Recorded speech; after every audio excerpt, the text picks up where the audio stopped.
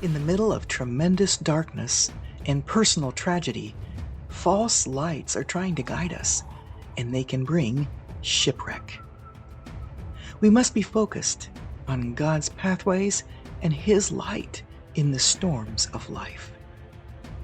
Christ is the light of navigation.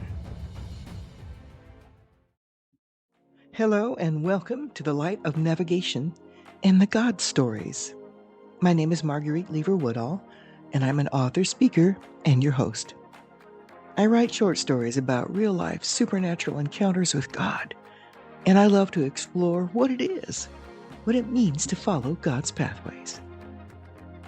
In this 25th episode of the God Stories, called God and the Stones of Remembrance, there's an unusual story here about remembering, with a surprising twist at the end. The confirmations God can give us can be large or small, and yet very powerful. Come and join me in the adventures of the God Stories, and let's experience the encounters with the goodness of God, even in the middle of our life's storms. In the scriptures, you'll find the mention of what I refer to as the Stones of Remembrance. We know them in our Western culture as memorials. In the Bible, there are several instances of memorial stones being physically placed at different geographic locations for various reasons. In each instance, it was done to commemorate significant acts of God, to serve as a witness to covenants, and to act as a reminder to future generations of God's faithfulness and power. These memorial stones marked key moments in Israel's history. There was Gilgal, a ritual site east of Jericho, where the Israelites camped after crossing the Jordan River. God had supernaturally stopped the flow of the Jordan River so they could cross over to the other side. 12 memorial stones were laid down in a circle to remember God's greatness. One memorial stone for each Jewish tribe. You'll find this story in Joshua chapter 4, verses 1 through 8.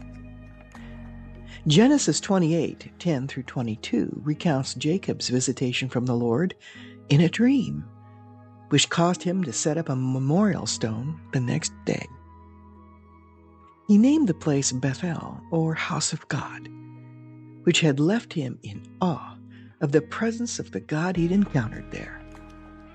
The memorial was also meant to remember the special promises God had made to him in the dream. Finally, there's the Ebenezer stone erected by the prophet Samuel. God had delivered the Jewish people from an imminent attack by the Philistines at Mizpah. The Ebenezer stone was erected to commemorate God's goodness and deliverance from their enemy. Ebenezer means stone of help. This story is found in 1 Samuel 7, verse 12. Memorial stones have a purpose, the purpose of remembrance. As a co-leader of a support group called Hope After Loss, I was asked to present a lesson for one of the monthly meetings. This organization supports the parents who've lost children to addiction. The lesson needed to be related to our upcoming plan to paint small memorial stones in their memory. Interesting thoughts came to me as I researched information about stone memorials. In Western culture today, this has become increasingly popular and common. You'll usually see the stones placed next to a walkway, in a flower bed, or displayed on a prominent shelf in our homes.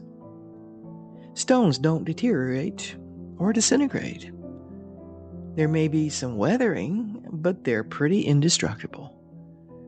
That's why we most often choose stones to memorialize someone or something. Rocks last forever, don't they? What about the headstones and markers in our cemeteries? To sum it up, it's about not losing the memory of that person who has passed or an important event. My focus here also looks at the strength or power of remembering. Remembering is powerful and much more so than we realize. It has an energy, a force that can bring powerful thoughts and emotions into our moments.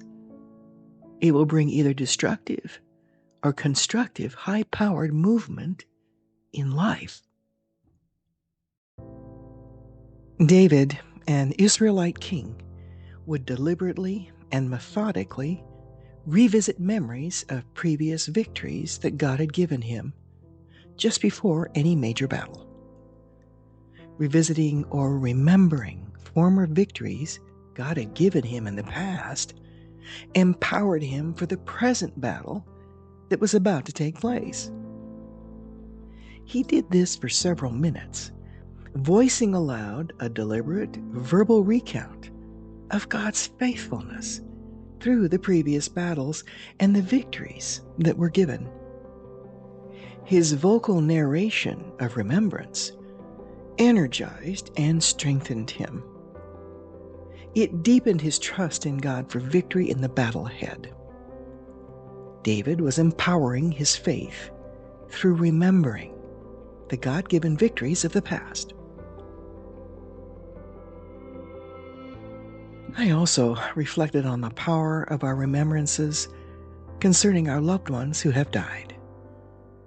I've guarded myself in the brokenness and grief myself because it is easy to keep endlessly remembering the deepest, devastating moments of the loss itself.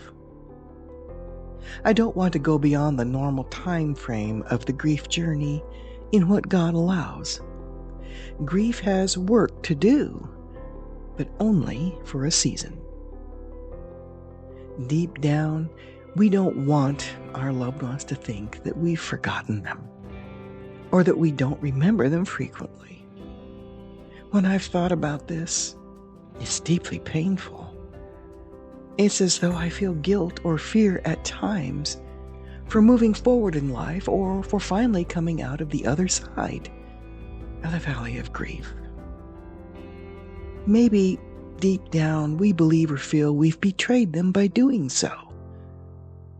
Is this why cemetery headstones or markers are so essential to us as memorials or stones of remembrance?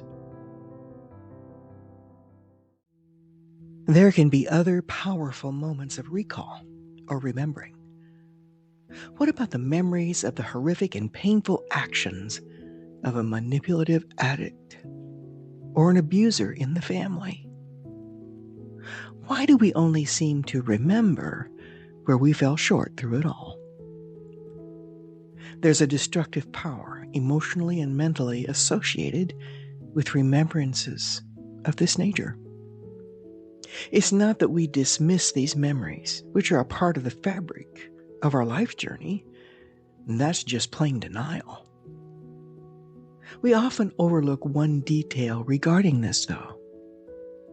It's important to be aware of how we remember our losses or hardships. Being deeply anchored in Christ has brought me a long way in how I remember my losses in the present. Do we have memories laced with bitterness and anger? Or do we remember how God got us through it all? Our Hope After Loss meeting was busy that night. Everyone happily grabbed a smooth stone from the box we brought and began painting a heartfelt message on it for their lost loved one. Some drew a picture, others a short message. Some were lavishly painted, while others were simple yet deeply touching. I chose to paint my son's favorite saying that he was known for. If you ain't laughing, you ain't living. My greatest struggle was knowing that my son was with Christ after he died. God lovingly sent me several confirmations over the following years that he was. As a part of a previous lesson I'd given several months before, I shared about one of those confirmations. It was about my son's tattoos and a beautiful message left behind for me by God in them. I recounted to them how I'd grappled emotionally with my son's autopsy report and the list of tattoos at the end of it. Every tat had a personal story behind it that he had shared with me. He had 3 tattoos I knew about, but there was a 4th one I didn't.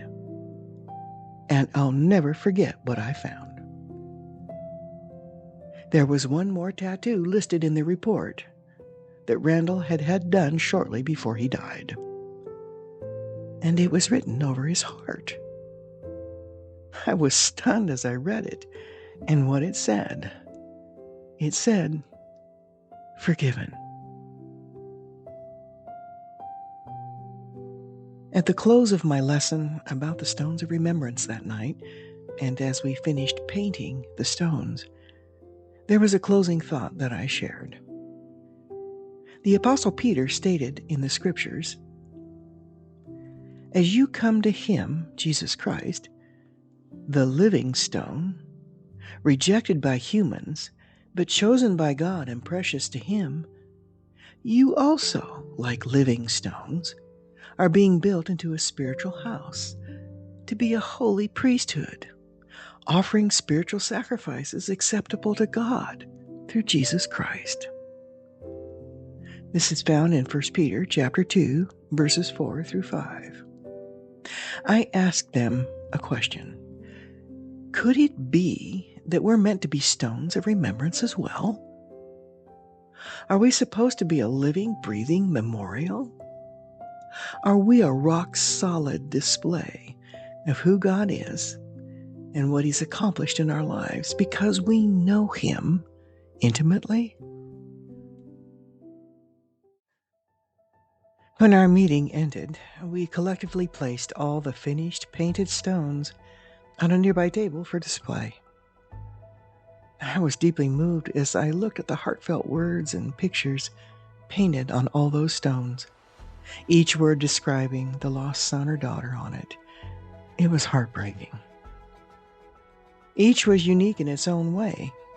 I quickly arranged the stones for a photo to use in a short story for the next book I'd been working on. I thought to myself, this photo for the book, along with the lesson, would also be another cherished remembrance of their loved one for them too. Days later, as I finished this short story and added the photo of the painted stones from our meeting on its final page, something jumped out at me. Next to the stone I had painted to remember my son was another, carefully placed right next to it, and I hadn't noticed it before. There was only one very bold, large word written across it with bright orange paint. To this day, when asked, none of the 12 people that were present knows who painted it. It said, "Forgiven."